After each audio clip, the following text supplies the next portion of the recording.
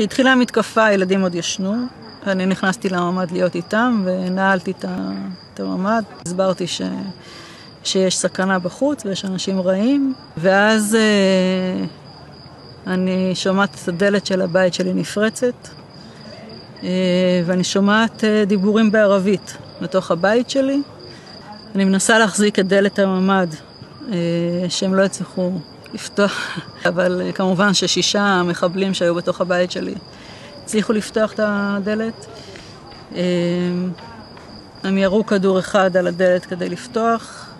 במזל הדלת נפתחה והכדור רק שרט אותי והמשיך ופגע בארון. והם נכנסים ואני אומרת להם, יש לי פה 2 ילדים.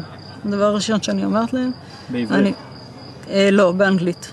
הם מסתכלים, ואז אחד אומר לי באנגלית, אל תדאגי, אני מוסלמי, אנחנו לא נפגע בכם. זה תפס אותי מצד אחד בהפתעה, מצד שני זה הוריד לי הרבה לחץ, וישבתי עם הילדים שלי, והמחבלים הביאו כיסא מהפינת אוכל. היה מחבל חמוש כל הזמן איתנו בממ"ד, והשאר מסתובבים בבית. אחד מהם רואה על השיש בננות, אומר לי, אפשר לאכול אחת? אמרתי לו, כן, אתה יכול לאכול אחת.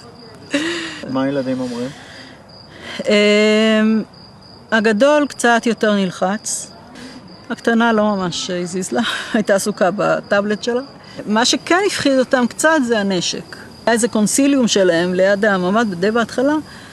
הם דיברו בערבית, ובן שלי שואל אותי, הם עכשיו חושבים איך להתנצל? אמרתי לו שכנראה שלא. הם היו אצלי בערך 2 שעתיים.